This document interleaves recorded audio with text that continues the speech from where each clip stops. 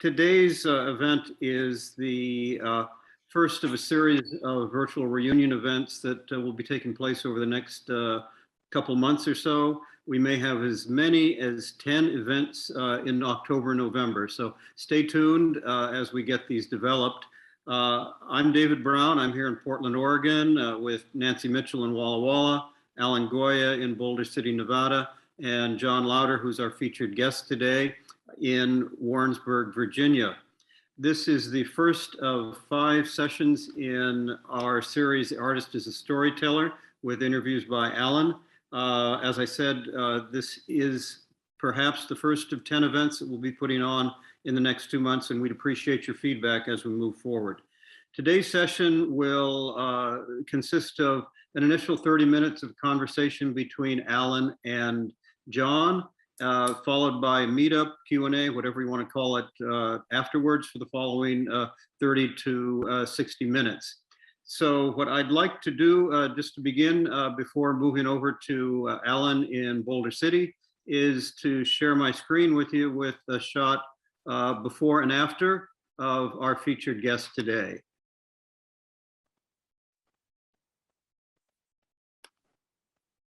There we go.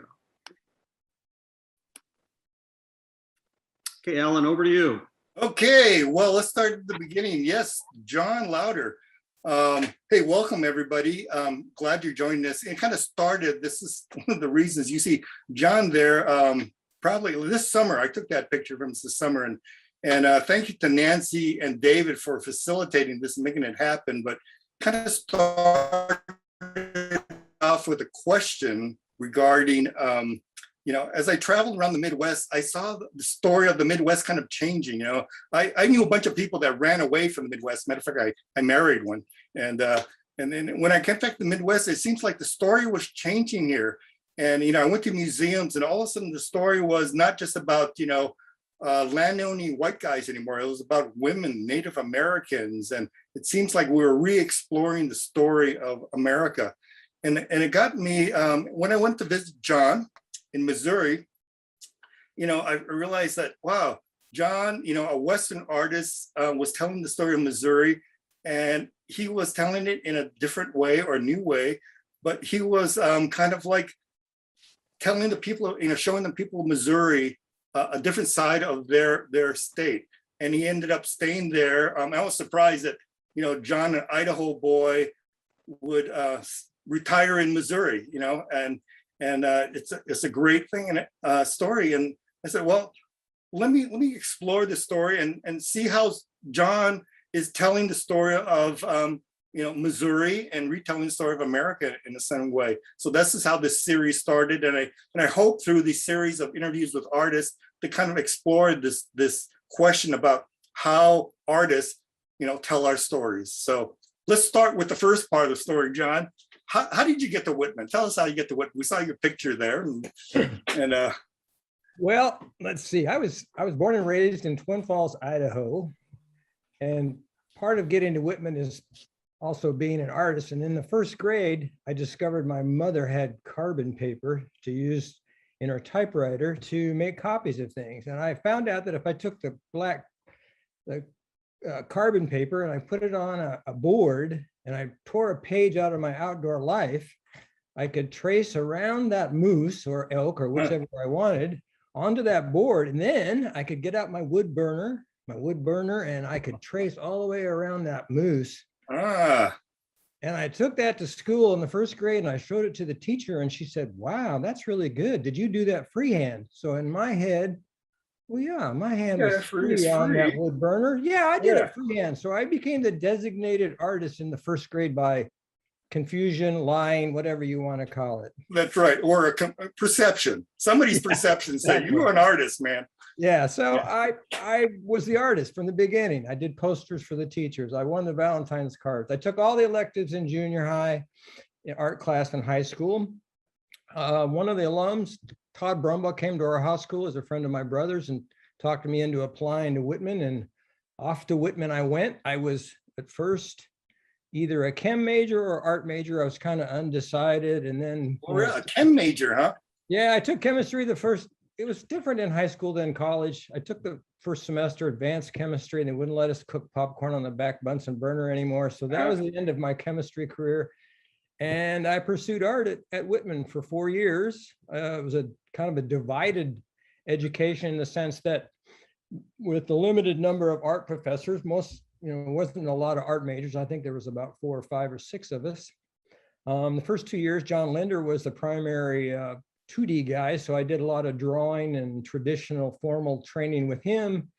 And then he moved and went to New York City and they hired a 3D guy who happened to turn out to be my cousin, Eddie Humphreys. And he moved into the new art building with all the new ceramics wheels and sculptural areas. So I did 2 more years of sculpture and did my first 4 years of education at Whitman, learning about being an artist and trying to grow up, but not knowing really where that was going to go. I didn't have the same sort of understanding of, it seemed like some of the other students already knew they were going to be attorneys or lawyers or dentists or stuff or such. And being a first generation college student, I probably could have been advised if I would have been willing to be advised, but we're independent little.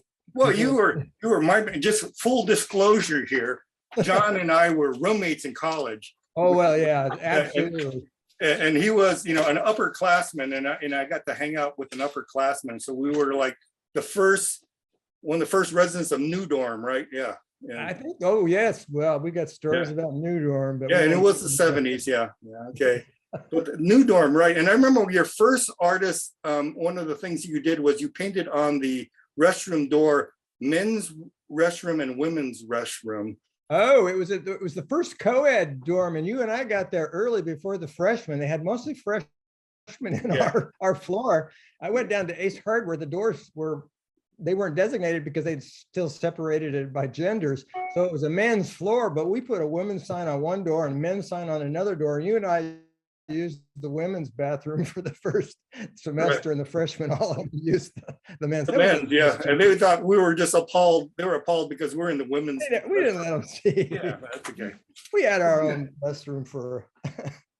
Yeah, well, that was a great year. But so where did your journey go from Whitman? So you went from Whitman, and then you went south. You were still west. Whitman, I tucked my tail between my legs, brokenhearted. The college girlfriend sent me packing, and I went home. Yeah. Oh, it happened. It happened. And I entered my blue period, actually my blue collar. And I worked for a family business for 10 years as a sheet metal worker. So. Well, that's right. You went back to Twin Falls, right? I learned how to bend sheet metal and install sheet metal. When I applied for graduate school, I told the application that I built octopus sculptures in basements all over southern Idaho. So back to Idaho, did some growing up. And interestingly enough, I was attending my grandmother's funeral, and the minister, during his spiel, he mentioned that my grandmother had never wasted her talent, that she was a practiced pianist. She played the piano every day. She played every weekend at the church. And she wasn't wasting that God-given talent of hers. Well, so I'm thinking, oh man, I already wanted to go back to school, but made me make that decision and sold out on the company that I was part of and moved to Eugene, Oregon, and enrolled as a post-baccalaureate student to get into the whole swing of being an artist, to develop my portfolio for eventually applying to graduate schools. My goal at that time was be a college professor. So 2 more years in Eugene, Oregon, studying watercolor primarily. It was a wonderful Ralph Baker watercolor teacher there. And I did a whole nother degree. When you're post-bac, I just took 60 credits of art. So I did 2 years of nothing but art. It was really fun. Well, at the same time, I think people ought to know is that you have a great interest in the outdoors and nature. Matter of fact, we're fishing buddies, and that's what makes you very special. And one thing to have buddies, and a fishing buddy is extra special.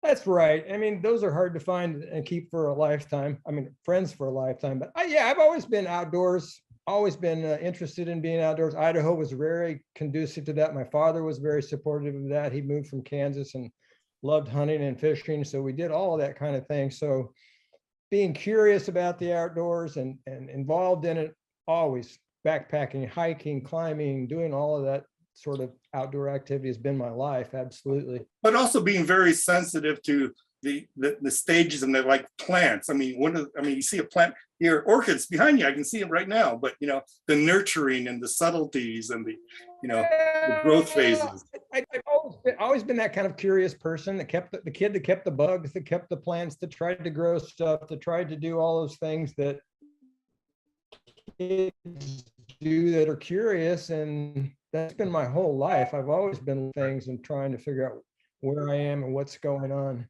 Right. So then it was application to grad school, and I got accepted at the University of Arizona. Right. So I moved down there and spent 2.5 more years finishing up an MFA, which is what is required. It's a terminal degree in studio art. There's no PhD in studio art. And a and then terminal I stayed degree there for 9 more That's years. it, huh? Yeah, terminal. That's an academic terminology for salary. If you have the terminal degree, then you get the top salary. Oh, really? Anyway, Oh, another okay. story. Okay. Yeah, that's academic terminology. Oh, I know, it doesn't mean about limits. It's about pay scale. Yeah. Okay. Yeah. I got it. Yeah, right. You got it. Okay. Well, I couldn't get a PhD in studio art. There isn't one. So everybody that had a PhD looked down on the MFAs. There's an MFA in studio art, in theater, and creative writing. There's a bunch of places where there's MFAs, and they, for some reason, didn't include PhDs. Oh, yeah. But You anyway, can't be a doctor of art. Okay. No doctors of art, even though my students would call me that. I just never corrected them. I thought that was Right, Dr. John. Yeah, that was Dr. John sounds good. Yeah. Yeah. So then University of Arizona, graduate degree there, graduated, kept teaching within the University of Arizona as a sort of a adjunct teacher. And I taught for 8 years as a temporary teacher at the Pima Community College. I taught art in the federal prison there for a couple of years. So you have to build up this resume of teaching before you can start, you can start applying, but you're not going to get hired until you've got some history of it. So 9 years in Arizona, I met my wonderful wife, Annie, another artist, and raised our kids. And then finally, I was accepted in a tenure track position at the University of Central Missouri here in Warrensburg, Missouri. Right. And I picked up the family and packed us ourselves out to Missouri 23 years ago. And that's how I got here. Dun, dun, dun. Yeah. What did you think? What was that moment when you're like, have you even been to Missouri? Had you any idea when they said, yes, come? What did you think you were going to? Well, I did fly in for an interview. So, there was some sense of what it was going to be like. It was more wooded than I had expected. And it was a new place. New is great for me. I love new. Right. New is what it's all about. It's about discovering what you're doing. And the first place we rented and eventually purchased was a house on 6 miles out of town on 10 wooded acres with a creek in the corner of it. So life's Right. good. Lucky. Yeah. Right. And well, this is a good time to talk about your first year in Missouri. So what happens in your first year in Missouri? Well, being a tenure track professor, you're going to have 3 obligations. One is research and one is teaching. Well, the service gets built up over time and they keep asking you to join more and more committees. So I knew the first year I was going to have to do something to keep my motivation going. Just before I'd left Arizona, I did a series called the Calendar Series. And the Calendar Series was one of those New Year's resolutions. We don't have any images of the Calendar Series, but I did a small little acrylic painting on old watercolor paper once a day for a whole. And I framed up all of those paintings behind glass, on frames, on mats, and was fortunate enough to show those in the Desert Museum in Tucson, which is a really internationally recognized destination. So each one of those paintings became a date for a month. So the month was basically 6 feet by 8 feet, 6 feet tall, 8 feet wide, and it filled up the whole room. So people came to the exhibition. Of course, they wanted to go see what their birthday was like, what was like, and that was very, very successful.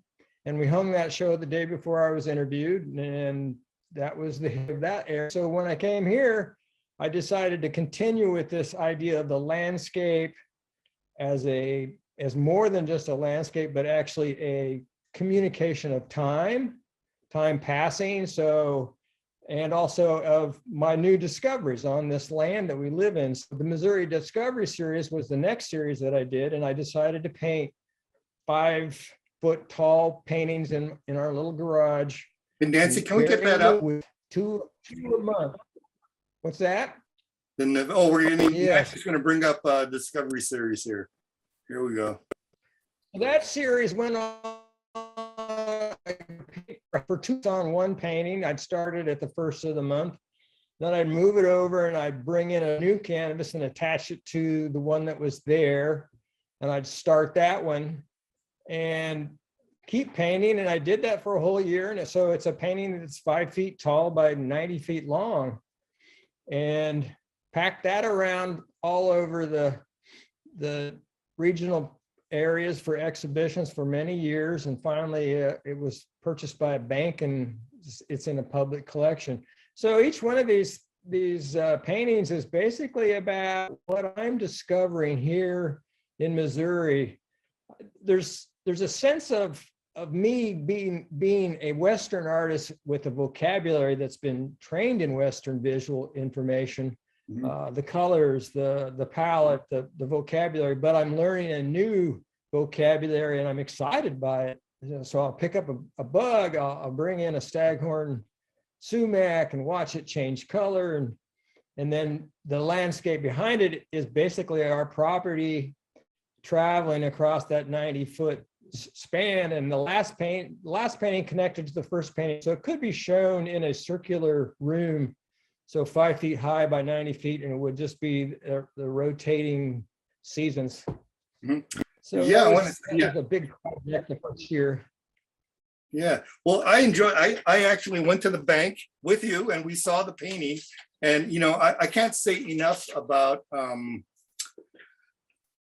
what an artwork feels like in a space that it needs to be displayed, you know, not just on a picture, but on a wall, and the ways in that whole corridor, that stairway where it's displayed is just a brilliant place to display that work.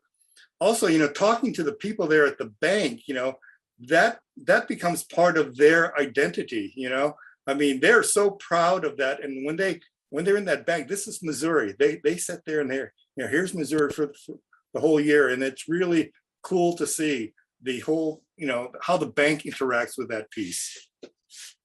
Yeah, I think that, you know, if you're making art that you're excited about, it's easier to produce work that other people can be excited about. So that whole freshness and the energy that I, you know, was being driven by this new job and new space, I didn't have time for a midlife crisis, that's for sure. It was too many things going on to worry about that. It was good.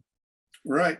Well, you know, I think it's important to think, why do you think, I mean, to me, you know, your body of work, you know, also is like, did people react to your works a little bit differently because you're a Western artist, or did they, you know, was this, you know, where did you see yourself in the tradition of this thing, you know, as far as art in Missouri at that time? Well, yeah, I'm a representational artist in the sense that I paint objects and subject matter that's recognizable. But I also try to add another level of thinking about it. I like to try to add another level of content to the typical landscape. So objects of, you know, laying over the top of a landscape makes us think about, you know, different ways of seeing the landscape. The idea of the landscape being a moment of time, talking about it being more than just a landscape, but it does talk about that moment that you're painting. Well, let's look at those figurative landscapes here, which kind of juxtaposes a lot of ideas. Yeah, being an academic, I mean, 9 years full-time college professor, did hours and hours and hours of drawing from the figure. It's a way for us to be honest, and so this is somewhat like the Missouri Discovery Series, but yet it's also a painting of my son Matthew, and so it's talking about discovering a morel mushroom and him out being an ornithologist. He's always been interested in birds, and then the classical sculpture to attach myself to the academic world, and that's the creek behind our house. I remember this painting's about 7 feet tall. It was at the Missouri State Fair, and there was a couple guys in there when I was in there, and they said, "Man, I'd sure like to find a morel mushroom that big." Oh, yeah, that'd be a That's good right. idea. That's the magic morel mushroom. I mean, it's like, that's all they care 5 foot about. tall morel mushroom. Yeah, that's their fantasy. Yeah, and this is another painting. This is also our creek, but of my other son, Alex, and he was obviously a soldier in a past life. We didn't introduce him to the idea of being a soldier, but he was always interested in guns and being military. So I took the idea of Manet's Five Player, the idea of teaching kids, patriotism, red, yellow, and blue Legos, and the idea of learning about the Civil War. I hadn't learned a lot about the Civil War, having not lived near it. So the dogwoods, the death of the robin, I occasionally include dead birds in my paintings because I did do taxidermy in high school. So it's just a collection. That's right. You still do taxidermy. What do you mean? Excuse me? You still do taxidermy. Don't you have stuff in your freezer? Yeah, there's probably some dead birds in the freezer, but Yeah. I don't usually admit to that in public, but. Okay. Oh, sorry. And this is just a playful, silly landscape about a bird that lives here called a dick thistle, and it's a hard name to say. So, little Dick and Jane. So if you say dick thistle, you're pretty close to it. This is an excuse to paint a dick thistle and a beautiful Russian thistle. That's really what that painting's about. But so I have used words on the bottoms of my paintings before. In the Discovery series, I painted each month on one of the paintings and made the words the color that represented that month. Right. Well, you enter academia, and then you go back. You actually get tenure. You get a sabbatical, right? And then you return west. Is the Yeah, returning west? I was fortunate enough to be granted a sabbatical about 8 years, and Annie and I decided that we would take a semester off and we would drive the Oregon Trail back to see my parents in Twin Falls, Idaho. One of the branches of the Oregon Trail runs into Twin Falls, Idaho. The only part of it that we did that was a little bit different was we went in November. So it was kind of fun driving the Oregon Trail in the snow, and the visitor centers were empty. And we went and did Christmas in Idaho, and then went, no, this is cold. Let's move south. So wandered back down past Lone Pine and made it down to Death Valley in the winter and into New Mexico. Both of these paintings were over in the New Mexico region. So sabbatical was basically driving, camping, moteling, and painting on location every day, or every day that we could. And then returning back and being inspired by those visions and all of that information that we recorded in our sketches. We have books of plein air works from those travel works that they're just put away. They're just for learning. This is in Nevada, actually. This is Death Valley, California. Marble Canyon. There is life in Death Valley. There's lots of life in Death Valley. Yeah. Yeah. So, had your paintings changed at that point? I mean, had your way of seeing, had Missouri changed you at all as the way you saw things?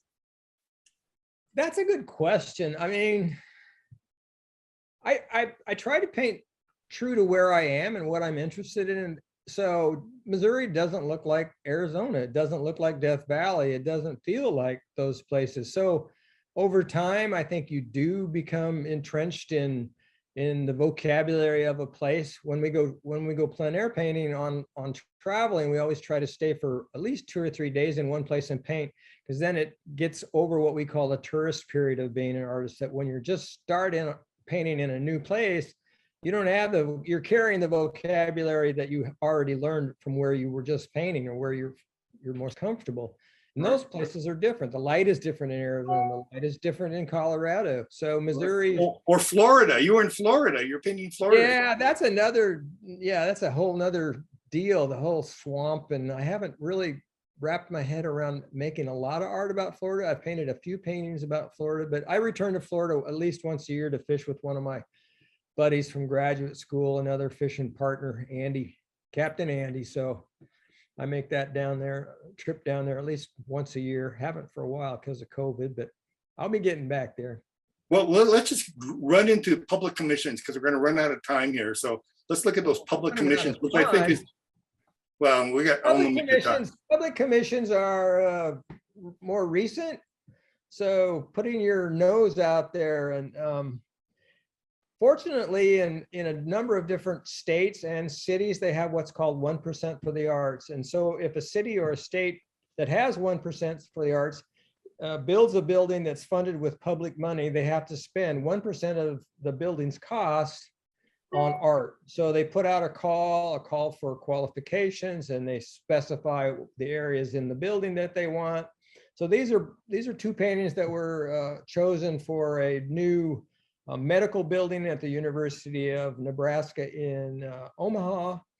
And I did I call these my satellite images. They're about the landscape, but I learned, I love maps, so I'm on Google Earth a lot. This was another one for another hospital called Indian Creek, and this is a creek right by there. Interestingly enough, that creek right behind the pink tree is a used car lot, and on the other side is a restaurant, but they wanted the creek for its beauty. It's an old mill creek. So again, it's one of those opportunities that artists are taking advantage of. They're fairly competitive. You need to have a good history, a good record, and you have to be lucky enough to put together a proposal that will actually be chosen or be interested by the committee. Right. Well, I think it's like an amazing, I mean, this is Nebraska, everyone. This is like all the Iowans that say there's nothing in Nebraska. This is Nebraska. Sorry, sir. These are the sandhill cranes, and we've been going to the sandhill crane migration, at least 3 or 4 times. It's this huge occurrence that happens every spring in March, and all the sandhill cranes that basically live in the central part of the United States, about, I think it's 70 or 80% of the sandhill cranes that are alive. But they can't hear, can they? No, And we they can't hear. land We on didn't this, have glass on. I would land also on like to this, see shades of um, light in there. oh, Annie, Somebody's on. Annie, could you turn off your iPad? Yeah. Oh, lost me. So anyway, that's Nebraska. Yeah. Technical difficulties here. Well, yeah. And your latest work, tell us about what's happening with your latest work, Kansas City Airport, right? Yeah, that's my newest commission. We're building a brand new airport at Kansas City, and they put out three calls. It's a big airport. Obviously, Kansas City is a big area, and they had 1% for the arts has been in Kansas City since 1985, and 1% of their airport means $6.5 million of art to be purchased. So the first 2 calls were for the big art, the sculptural art, and they were international calls, and they were in the parking building and in the main lobby area. And then somebody was smart enough on the committee that managed this 1%.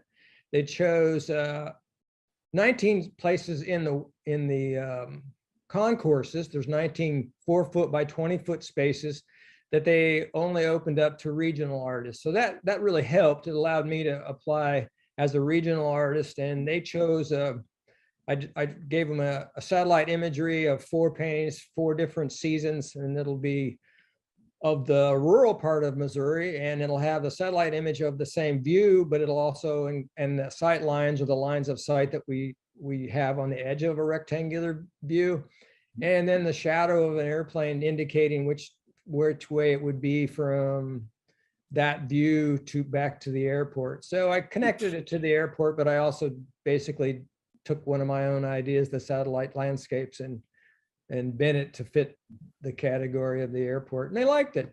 Right. And this is the purpose of this is they talk about a legacy, right? This is who Missouri thinks they are. They gave a presentation to the commissioners who had to sign off on all of the 19 chosen artists, and she talked about it being legacy art. Well, I hadn't heard of the term legacy art. The legacy art is basically art that's bought by a museum or by a public works or any place where it's going to be taken care of.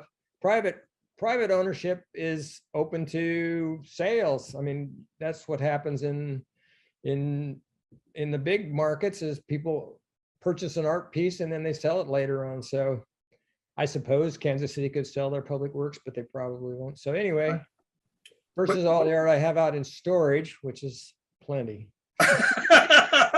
There's plenty of there. But well, to me, it's about, I think it's the important part about is that, Missouri has made a statement says this is who we are. And these are the people that are representative of who we are at this point in time. And I think that's part of, who their image and their story is.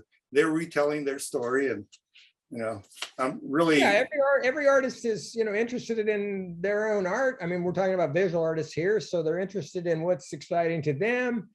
And the committees that choose these and the museums that purchase art, they have their ideas, and it's a process that's going to weed out things, and it's going to be a process that's going to have a legacy built. It's going to be the story. That's what our museums are. They're the story of us.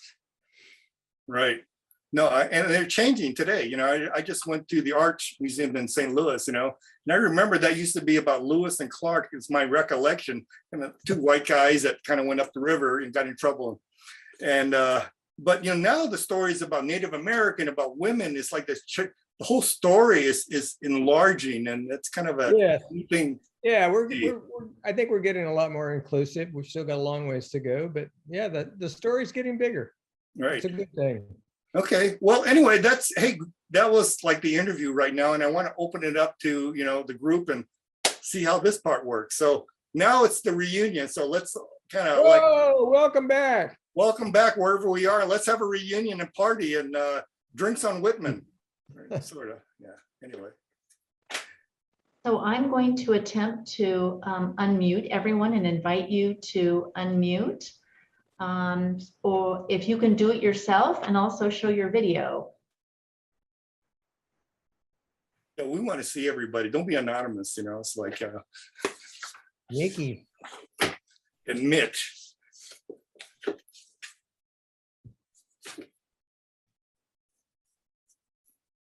Hello, we're there. That was a fast half an hour, Alan. It was half an hour, wasn't it? Yeah, well, actually went over, yeah. They go by quick. Do we have any questions? Question for John? Dang. Debbie, I see you right there. So, any question for John? Actually, I don't have a question, but I'm going to move in. Hi, I'm going to move into the hallway here and turn around. Okay. Yeah. This is a John Louder piece. Cool. Completely different. Yep, that's a remember wild time. I knew it was, I remembered it being abstracted and flowing, but I didn't remember. I wouldn't have been able to recognize it exactly. My memory wasn't as accurate as that. Very interesting. When was that painted? There we go. I would guess junior year, whatever year that was. Yeah, it was done for some show, and I think you won the purchase of that or something. Anyway. Yeah, it wasn't quite enough to retire. I had to work for another 60 years, but well. Apparently so, but it hangs on my wall now. Yeah, well, I hope I'm making it more valuable for your. Well, every day, John, every day. I'm about to take a tour about, I'm not sure where my John Louder painting is. We're remodeling, and where it was yesterday is no longer there. So my wife has been moving things around here. So, but, I always love to watch you paint, John. And it's especially the watercolors, those magical. It takes such a commitment, and it's so fast and fluid, and it's just, it was magical to watch you paint in watercolors and just see something appear. you know, Thank you. now I'll think of that. Mm. It's Wendy. Hey, Wendy. I'm sitting in my camper van about a mile from where I think they're doing buds training for the baby seals and not the maritime type baby seals. So I can hear gunfire in the background. So so if you so I might mute when I'm not talking just so you don't hear that too. Right. Well, But, if you start ducking, we'll know that you're in the line of fire. We'll excuse you. but Stay low. John, I just, it's very, very exciting to see your work. And I had gone on your website and looked at some of your, I think it was a website or Facebook page or something that I just, Somewhere out there was you know, something. I think when we Facebook friended a while back, but I love the evolution of Western art from the cowboys and Indians stuff to the landscape and you know, represent. I just love what you've done by taking the landscapes and putting the objects and I think that the drone shots, so to speak, you know, that match the other views are, it's just inspiring. I really love it. And congratulations. Thank you. Well, and congratulations in finding an audience in public art too, because I just think that I wish we had a WPA type program right now, and it's good. It's encouraging to hear that they have that 1% program out there. I don't think they have anything like that in California that I'm aware of, but I like the idea of your art being out where people can see it and experience it. And I think what Alan pointed out about being in the bank and hearing what the people who work there, how they've bonded with your work. Bronley, who I think Bronley's going to be part of your series, right, Alan? Yeah, she's at the last interview. Yeah, she November 3rd, I think, something like that. She was commissioned to do a piece at a big triptych at a senior center in my town, and so I've had a chance to live with a public art piece that a Whitman alum has done, and it really means a lot to the people, and, you know. So I hope that as an artist that you know, I don't know how much of your how much importance you give to the, you know, private works versus teaching versus public works, but for me, I think that I just really like to see art in the public. So, Right. I don't know if you want to speak to that. So Yeah, Wendy, thank you for all those compliments.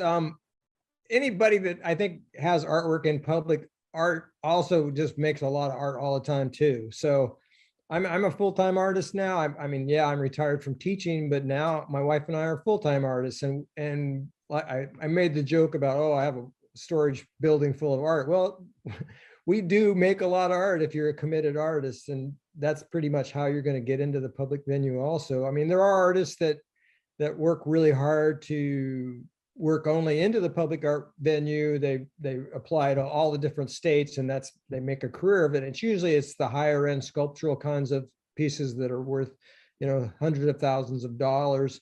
So lower end me, you know, painter guy, there's some places for that, and it's variable. Yeah, I'll always be making art. That's what I do. Well, John, there's a question that came up. John, do you find your art changing now that you're retired and you have more freedom?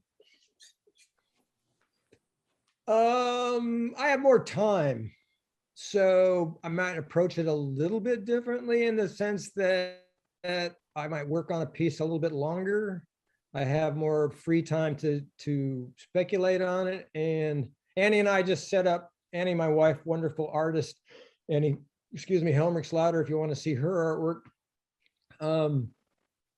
Set up a kind of reconfigured our house, and we have a wall in our living room, one whole wall where we put up the artworks that we're working on, and check them out in the evening. And then, the next day comes along, I don't have to go teach. I get to make art. So I'm a full-time artist now. So that changes it a little bit. But as far as content and interests, and it's always been about whatever I'm doing. So right now we're painting about riding on Katy Trail. It's a rails to trail bicycle path that's just south of us, about 8 miles. So we ride on that every day, and that's kind of what I'm painting about right now. So I guess the answer is yes and no. Well, you have a unique, I think what you have to understand that where John lives is the studio. I mean, he's in the middle of 10 acres. Everybody else has these big lawns. If you've been to the Midwest in Missouri, there's a house and there's a huge lawn in the front that kind of like pushes away the wilderness. In Las Vegas, we call them golf courses, but they're just front lawns in the Midwest. But John has let the jungle re-encroach into his property in his front lawn with flowers and trees and all those things. And it's kind of I'm tired of mowing. Get tired of mowing, right? Yeah, everybody's into the lawnmower, man. Lawnmower is a big deal in the Midwest. Yeah, not here. Not in your yard. No. Well, you can talk about that collaborative. Yeah, you and Annie, because I just heard an interview, a group you guys are in the Midwest about, that relationship. You're both artists. You have interesting respect, interesting kind of competition, but you guys keep each other moving, and you kind of challenge each other. We were very, very, very lucky to meet each other. We celebrate that every day. Right. No, and it's a wonderful environment. It's just I can't say enough. Scott has a question. Yeah. Oh, God, can you hear me? Yeah, I can hear you, Scott. Okay, good. So David and I got involved in this reunion thing months ago, and ever since I started thinking about reunion and meeting people, I have been thinking about sort of two things. One is, how did Whitman create or maybe nurture the personality that I have? And I look at people, I was hoping to meet a bunch of people, and I have Alan and Wendy and so forth, and David, and I see that, Whitman had a big impact. And it's interesting to look at people who I knew at Whitman, and then to see the trajectory of their career or their life and see where it went. So my question to you, John, is how did Whitman, it's very interesting. I love your art. Never seen it, but I really enjoy it. So how did Whitman influence you? And I think about the residential aspect of it. It's a place where it's 24, you are a Whitman student 24 hours a day. It's not like you go there like to Safeway and buy some education every day and then come back and so right. forth. It's different, right? We didn't even have cell phones. We had to write letters. Yeah. Remember those? Yeah, write letters, stamps, airmail. For me, Whitman was an opportunity to meet people that were maybe admissions is really good at Whitman and who they choose to bring in.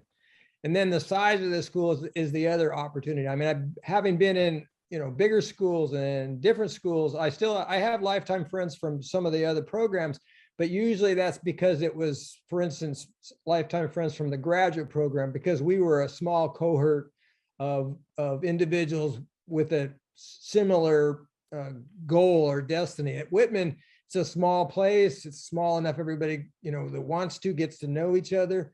But the people that are there, I don't know whether they're chosen or they learn to be curious and to get out into the world, or they're taught to be that way from just that experience. I'm not sure. I know, looking at the friends that I met, they all, they were inspiring. I think back about the people that I kept track of, and they're all out doing stuff, so that inspires me to get out and do stuff. So whether that was because I really love the word you just used, curious. I think that's accurate. I think there's something about Whitman, you know, maybe I'm crazy, but there's something about the students there that I think they were curious, and probably still are curious, which is Curious is a great way to put that thing. And I think part of it is the, like what John says, the smallness of the community. You could meet people from that weren't in your major. I mean, because it's residential in nature, you know, you would meet the Right. geology major, the art major, or history major, and things like that. Plus it's liberal arts, so it's very varied and diverse, which it was good. So, okay. Thanks. I was, It seems I was also talking John, to- that seems also oh, that sorry. at the time that everyone else might be retiring, you are getting the opportunity to full-time do your passion. And Right. so that's kind of an interesting aspect of what you've chosen to do, right? Right. well, yeah, you know, this group of artists is definitely the group of "we're not dead yet" crowd. So, you know. And well, not just that, but maybe now for the first time, you're getting to full-time, you know, you kept saying, now I'm a full-time artist, now I'm a full-time artist. It's almost like everything you did put into place the opportunity to do what you've always wanted to do. And, you know, that's kind of exciting. And I find that is also a common thing among the people that I've reacquainted with through this reunion process. Hey, John, I have a question for you then. Okay, so as an artist, as somebody that visualizes, sees, and we've talked about things like, what did you call, visual cubism and different perspective, but what do you think is your superpower? What is your magical ability that you think that you have that's special? Yeah, you threw that question out in front of me about a month ago, and I've been kicking around. Maybe I trip over the word super. I don't feel like I have any super. Well, like a special power, a little thing that, you know, I feel like, for example, here's my example. I just was with John, and John like can go on this creek and find arrowheads. You know, I mean, you're looking at rocks like pebbles, and I'm looking at these things, and man, John finds arrowheads and shapes and pieces, and I'm going, wow, you know, that is a superpower, because I'm looking at the same sandbank. Of course, I'm blind as a bat, but you know, I can't recognize them, but you could. So that to me was your superpower at that day.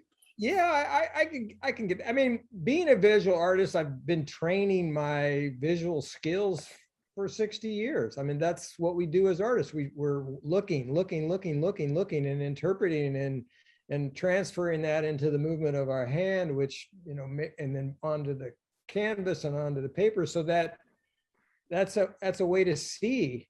And then just by nature, I mean, I hate to bring up the word curious again, but that's a reality. I'm a curious person. I'm always looking things up. I love the internet because I can look up things constantly. I still buy books. I love books. I buy books in support of the internet. So and then the other thing is a commitment. You can't say no. You got to keep driving, even though you may not be getting the rewards or the acceptance that, I mean, before I got my UCMO job, I had applied for 90 different positions. That's how competitive tenure track painting position is. So you can't, you know, 8 years later, I'm out of grad school, I'm still teaching at the junior college, and my wife and I are looking at each other going, oh, we're getting older. Can we do this much longer? And luckily I didn't have to make that decision to pursue another way. So tenacity, I think that's important. And then and I was born happy. Could I jump in here for just a second with a short detour, because we're about to lose Wendy. Wendy's been working on another project for our reunion, and I wondered if she might take 20 seconds before she leaves us to just bring us up to date. Oh, David, I only wanted to say that if I have I'm expecting a call at 5. I just didn't want to be rude if it comes in at 5. So just, yeah, one of the things that was going to happen during the cluster reunion was a coffee house. And so we've put together 2 dates for a virtual coffee house. one on October 23rd and one on November 13th. And they will be emceed by Ruth Morrow on October 23rd and by Denny of Bob and Denny fame on November 13th. And many of your favorite artists will be performing either recorded or live.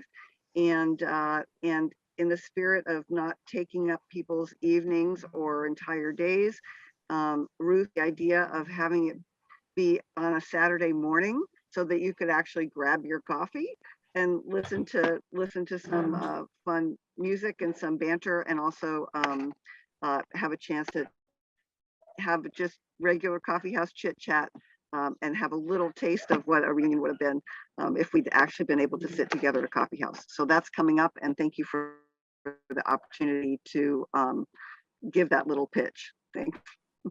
Thank you, Wendy. And by the way,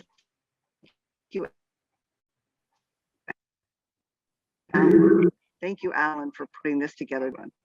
Oh, my pleasure. I'm having more fun at this than you could shake a stick at, you know. But hey, John, just so you know, do you have any kind of, you know, what is your next project? Do you have another big dream, or is there something else that you want to do, or, you know, or how can we help you or support you? You know, what is your big dream with your art? Clean out your garage there. I mean, Yeah, come take art. You got to have a big house for a lot of it's rather. What was I thinking? Painting 7-foot paintings. You know what the heck? That's what we learned in graduate school. That's right. Really, just to stay healthy, exercise, so I can continue doing what I'm doing now, which is painting, camping, remodeling the house, being outside, meeting people. So just, you know, it's good. Life is good right now. So I'm going to hopefully continue doing this as long as I can. Right. You know, are there, so, you know, the 1% of the arts, can you tell a little bit about, I mean, for our different communities, because I've talked to other community development directors and saying, you know, this should be, I mean, what the arts are all about is like, you know, everything you do, you should be telling something of your story to me. You know, that's what the arts do. You know, public art does, is it tells people your story. And, you know, that's like the WPA, and that's what you're getting involved with the Kansas City Airport and everything. And I don't know if we can make one more little pitch for public art and how that works. I wish it was 5% for the arts across the nation. To heck with 1%, you know. And I mean, we do have a national endowment. We do have a, you know, varying support publicly across the United States. So whenever we have shifts in attitude towards art, you know, the funding goes down, and when we switch it back around, it goes back up. I mean, I can't imagine that we would want to make art all private and limited exposure. So bringing art that's really of quality and thoughtfulness and important culturally to the most people is a good thing. Can I wave the flag for the old hometown? Seattle's had 1% for art since 1973. Good. Great. For you. I'm glad to hear that. Yeah. What are the significant pieces of art there? You know, that's a long time. And so there's quite a body of art there. Well, the ones that come to my mind are, there's some Tsutakawas around, and there's a Henry Moore, or there used to be. I haven't lived in Seattle for years and years and years, but right. My father was art history professor at the UW, and I think he wrote pamphlets and guides and things like that. I remember he was all about it for a long time. But right. yeah, there's a lot there. Yeah. No, John, what we have in our town is we have a arts commission that has been you know, that where we've had to overcome some oh gosh, I'm trying to be kind. We've had to overcome some taste issues, I guess is the nicest way to put it. You know, where we have one of those. I keep we have asking how the giraffe got into our park, but no one seems to answer the question. Yeah, where you know, where we had citizens who selected some really, I mean, we've had, obviously Southern California has some tremendous artists, and we have some local treasures, and where citizens got together and picked it, and had the opportunity to pick some fantastic art. And then, for example, like the mayor would come along and say, you know, I don't see it. You know, I don't know. It looks like it looks pornographic to me. You know, I don't think I want that in front of the, you know, and what have you run into that kind of issue when you're, I mean, we're dealing with people who just don't get it? And how do you emotionally, I think my mother, who comes from a family of artists, she was one of the citizens who got whose choices were overturned by a renegade city council member, and she just emotionally, she just said, she walked away. She said, I can't get over it. You know, I'm emotionally, you know, so upset. I just don't want to deal with those Philistines ever again. So how do you handle that kind of thing? Me? Again, I superpower tenacity. You just gotta, you know, you build the thick skin, and you know that one opportunity closes down, hopefully there'll be another one. So you keep going at it. One of my best colleague friends, Robert Colescott, famous African-American artist, you know, his commentary on art was, well, basically you got to make it and then you got to put it out there. That's what we do. So you find places to put it out there. You know, if they say, no, not here, well, find some other place. That's what we do. I think Debbie's got her hand raised. Yeah, I just, when people come to town next, there's a lot of public art in Walla Walla sponsored by Art Walla. And really some creative sculpture, and there's the old Oddfellows in a downtown park, and all the windows have been filled with either old photographs that have been put there or newer photographs. And it's been an interesting addition to Walla Walla. But yes, the taste issue has been raised a time or two. So, but yeah, it's great to see that that change in Walla Walla as well. Yeah, Well, Another change that's happening in Walla Walla is that we now have an arts commission. I'm one of the arts commissioners, and we have now just put a proposal out to consider a 1% for Walla Walla's public art. So Well, let me know, Doug, and I'll work with you. a commission is a great way to handle that in the sense that you have to have qualified professionals, you know, and who can reach out to the public and get a kind of consensus on art. But all of this art isn't always popular. Like I just saw, you know, it's just called the Picasso in Chicago, and certainly that's still a, you know, is it the baboon? Is it the Afghan? But it's actually one of the great pieces of Cubist art. You just got to walk around it a lot to see it, you know. But you know, a lot of art just grows on people and becomes part of the community, you know. And it's easy, it's fun to see how art kind of like, you know, becomes part of the community eventually, even when it's controversial. You know, like the if I could jump in here, Alan. Carol was just in Walla Walla for a mini reunion with several friends who did come. I think Debbie, you were one of them. Carol, can you sort of give us an overview of what you might have seen in Walla Walla and how things were with the classmates that we missed seeing? Well, I didn't see much of Walla Walla itself. Yeah, the short story is the reunion was canceled with less than 30 days out from the VRBO that Kay Waglin had rented for us. So she's retired, and also April Brookins, who came, is retired, and I had already booked my tickets. I live on the East Coast, so what the heck, we went anyway. But I did have like a half an hour to whiz through the campus, and it looks beautiful. Something I didn't appreciate when I was there, the grounds crew has done a fantastic job. You know, who thought about that sort of stuff when we were 18 years old, right? And a random math professor snuck me into Olin. It's all badged now. It's all, keep out, keep out. So I was unable to just open a door and walk in, which I expected, which was fine. But a random math guy snuck me into Olin, and I was able to go through the gallery, which has an exhibition of Native American things at the moment, which was just fascinating. So that was good. But I was able to connect with Douglas one morning and his wife, Mary. We had lovely tea, and I saw Debbie, and Kay Waglin and April Brookins, and wish we could have seen more of you folks. Oh, and I have to tell you that my phone rang while we were talking here, and it was the Whitman College. They want money. That time of year when they always call wanting money. Yeah. Nice timing. Well, it wasn't Nancy, right? She's on this. And an annual gift is greatly appreciated. Yes. I Just think of will. all I the will send the wonderful check. things. I will. I promise. That's great. But Not the yes, apartment. it was wonderful. And one thing that I found interesting too, so Washington State is apparently under an indoor mask mandate, which Maryland, where I live, is not.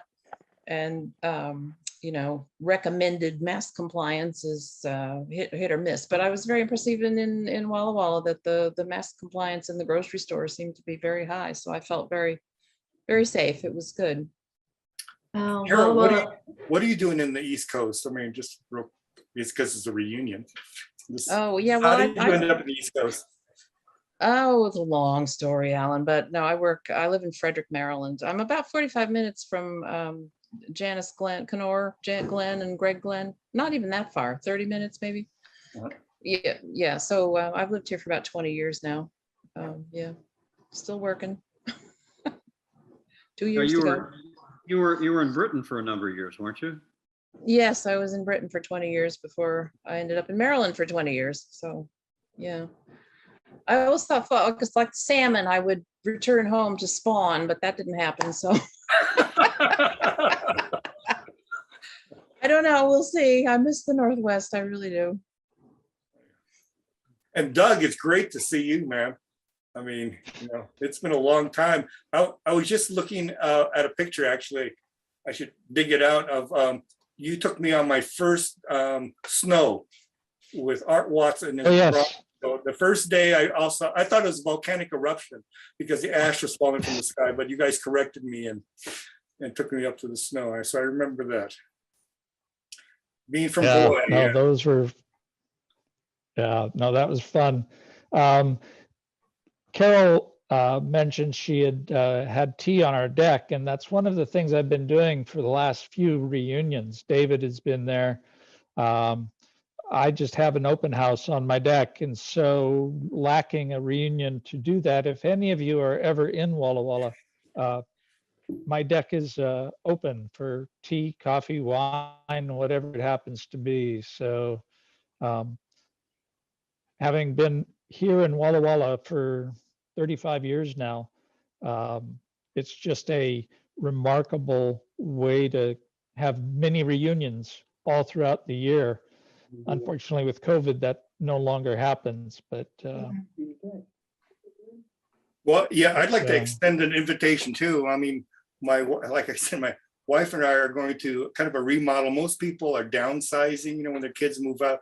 I call ours the popcorn house. We're kind of poofing spaces out. So my wife's dining room table now fits in her dining room with the leaves, I wouldn't have to put them away. So, and we have a wonderful porch. So anybody, and David visited me, and we didn't know each other. He came visit. So David, the remodel is almost done, 95%. Just, but you're anybody's in Boulder City, Nevada, which is right next to Las Vegas, come and visit, and we'd love to have you here. But as far as art in Boulder City, it's one of the places, the art of Boulder, Hoover Dam is one of the great pieces of art, I think, in the country that was under my nose. And I realized how important it is because the story it tells is a pretty amazing story down there at the dam. So I would love to give anybody a tour of Hoover Dam and the art of Hoover Dam if you come to Vegas. So a lot of people recall you as a photographer, and having looked over your photo page, you're still pretty actively involved with photography. Yeah, we're still involved, but it's kind of like I'm like John now. Now I can take pictures of whatever I want. So that's what I've been doing is taking, yeah, just came back from a 10,973 mile road tour of the spiraling around the Midwest, and ended up spending, I think, 2 or 3 weeks in Missouri, and who would have thought, you know? It was nice. Scott, are you still with us? Scott? Yeah. Could you give us an update on how the project you're working on is going? I heard the last part, and I think I know what you're talking about.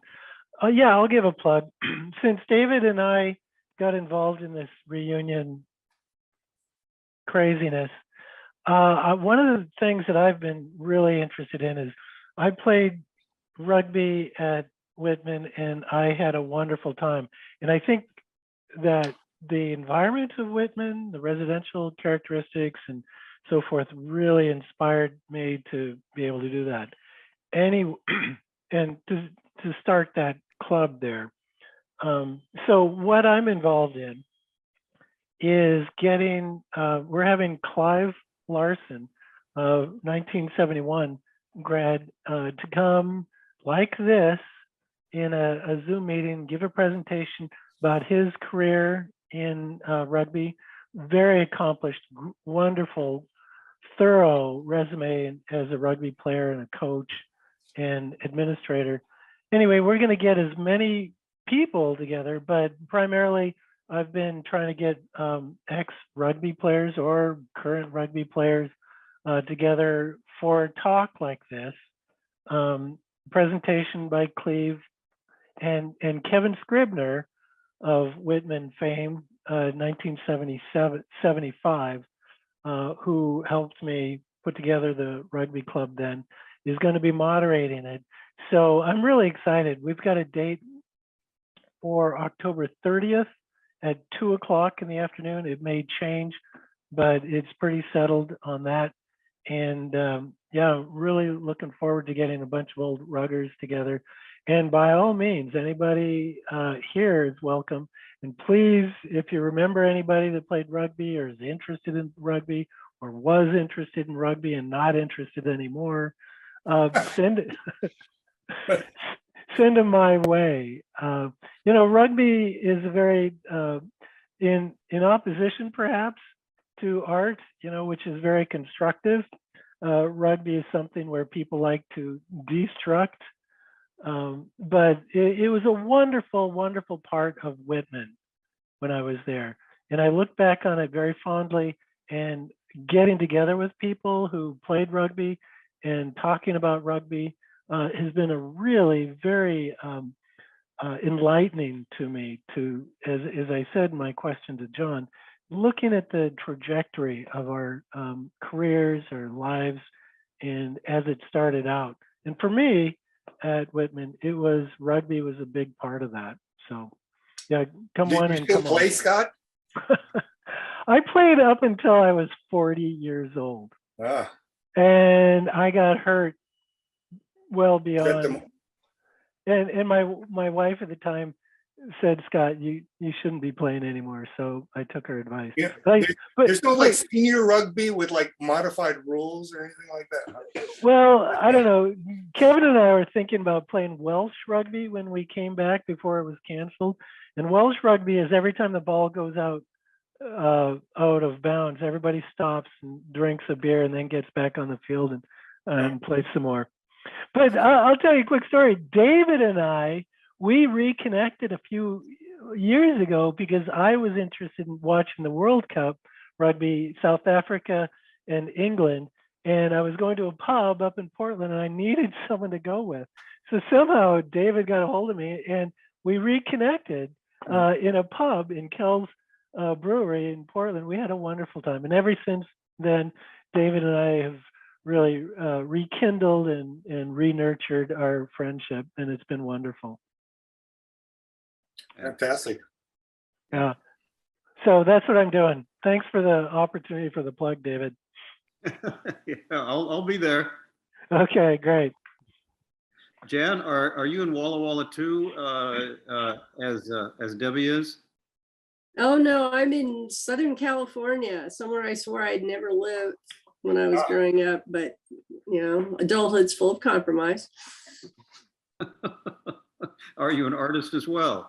No, no. I just wanted to do the reunion. I remember John from Whitman. I had forgotten you were an artist, but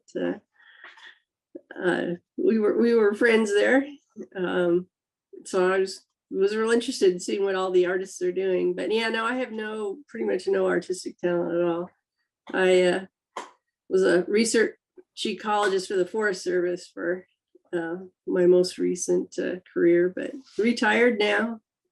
Sorry, I had to cut out for a little while. My husband's physical therapist came, so I had to go deal with that.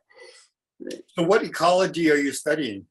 Well, nothing anymore. But it was fire ecology, looking at effectiveness of post-fire erosion control treatments and whether they actually reduce erosion and if there were any positive or adverse effects on the biological response after fire. Wow. So that's pretty interesting. Well, definitely relevant now. Yeah. Fires burning all around us here. Yeah. Yes. Yeah, I know. I kind of retired too soon before the big fires all really took off. I mostly worked in chaparral, not with actual forest trees also. So we have a lot of that in Nevada. Yeah. Kind of scrub, sagebrush and sagebrush. Yeah, I'm trying to think if we had any projects. I didn't have any projects in sagebrush, but I knew a bunch of people that worked out there, Arizona, or more in Nevada and Utah on post-fire studies. Very cool. No, yeah, behind me, that picture is of the Blue Lakes is way up in northwestern near Denial Junction. Oh, nice. It's a little glaciated place. It's the last place that has naturally breeding Lahoutan cutthroat trout. There's a couple lakes up there, so it's a special place. And the fall up there. Yeah. It's beautiful. Yeah. I haven't been out of Southern California for the last year and whatever, pretty much. I see Liz Niels, who was in our class. Yeah. She lives down in San Diego. So we recently reconnected, both being aggravated with being locked. She called me. She was aggravated with being locked up with COVID. And we said, "Are you vaccinated? Yeah. Are you vaccinated? Yeah. Let's get together." Yeah. So. It also amazes me during people's career. I was listening to the series of Nancy. I can't. I'm forgetting the gentleman, the guy that was the Mars rover chief engineer. Rob Manning, class of 1980. Rob Manning, yeah. And one of the things that kind of interests me was that he knew every Whitman graduate that he intersected with during his career. It's like, it'd be funny how they would pop up, this guy went to Whitman and this guy, he knew how many people at the Jet Propulsion Laboratory went to Whitman or social. Did you guys, anybody else have that experience too, that, the Whitman graduates kind of pop up in front of you somehow? I ran into some either professional conferences or I went up on the Inyo National Forest to go to a meeting and they put me up in the barracks, and it turned out that the young woman who was hosting me in the barracks was a Whitman graduate, a recent Whitman graduate. And we had a great time all evening talking about Whitman experiences and the new teachers and what it was like when I was there. And it was quite a coincidence. Right. Doug, you must have seen several generations of Whitman grads in your last job. For those of you who don't know, I was the bookstore director at Whitman College for 25 and a half years before retiring. And I would see all my classmates and everybody come back for just passing through town sometimes even. But it got a little scary when I saw the children of classmates graduate from Whitman. And several of those. And So yes, I've seen quite a few generations of people come through. Have you got to the grandchildren yet? Well, I retired 10 years ago, so there may have been some grandchildren, but I didn't see them. So, but yeah, it's surprising how. So for those of you who know Dan Hoke, Yeah. his daughter is at Whitman now. Oh, wow. He had a late marriage and a late child, and so she's a junior, and bumped into her downtown over coffee. So so even connecting Cool. with the children of classmates has been interesting to do. Well, Doug, talk about bumping into people. I think there's a story that you and I have there somewhere about the connection we made in Seattle that ended up with you at the bookstore. Yeah, I was walking down the street in the University District, and David said, "Hey, Douglas." So he said they had this opening at Whitman College for the bookstore director position. And through a series of events, took a little while, but I was hired, and all because of, well, actually, David then called me one morning from Bainbridge Island on his postal route, having read the Pioneer that it had reopened. So he called me, and I was in North Carolina. So he called me and said, "Oh, it's open again." So. Well, the other half of that is I had visited campus. Anna Elephant's no longer here, but I had sort of snuck into her reunion, and I talked to Vern, and the person who you had hired instead of Doug was a Rajneeshi from the commune in Eastern Oregon, and he had started to stock the bookstore with sunrise colored clothes. Nothing to do with the Whitman, what was it, gold and blue that we have, right. All sunrise clothes. And I talked to Vern, and he clearly was being diplomatic, but it was clear he realized he'd made a bad choice. And I said, "You should have hired Doug Carlson." And he literally hit his head. He said, "Of course, why didn't I think of that?" So Doug, you had an inside track on this job, whether you realize it or not. So Doug, you Well- replaced Vern? Really? No, Vern Solbach actually was the head of the whole student union. Okay. And so he hired, and we worked under him. But that Rajneeshi, I got a phone call one day from Vern saying, "We've just fired the bookstore director. Do you want the job?" So I said yes. So The rest is history. the rest is The history. rest is history. Got me back to Walla Walla, and here I am. I think Alan, we're going on to, we're about 20 past. We're very close to time that we'll have to wrap this up. Do we have that video that you and John made in Missouri? Would you want to show it as we close up? You want me to show? We'll have to find it. No, it's not cute unless Nancy has it queued up, ready to go. I don't, sorry. See? You asked the impossible question. I already asked you. Yeah. You did get John's picture up there though. His lookbook picture. Which was good. Matter of fact, we should all have our lookbook pictures on here, so get arranged next time. Yeah. Well, I want to thank John for his sharing his amazing talent.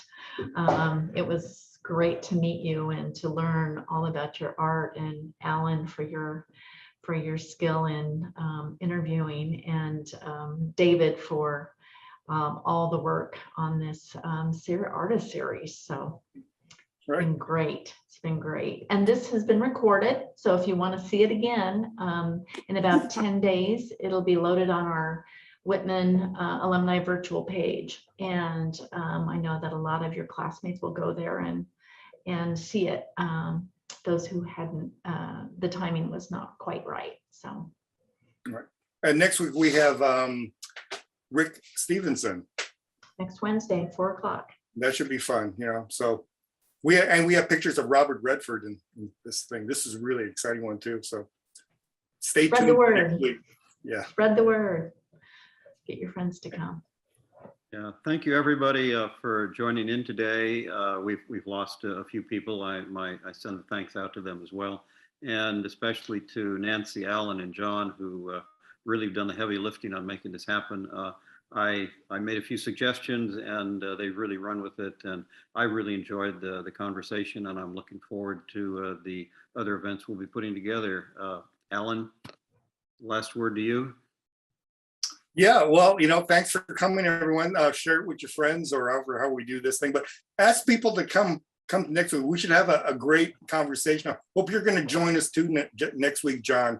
And just kind of keep this conversation going. And let's discover some things about each other. And it's a great time to reconnect. We're getting to an age where we're retiring, have other things to do, and let's see if we can. We're not dead yet, so let's keep doing stuff. And maybe it's together. So anyway, thank you. Thank you, everyone. It was fun.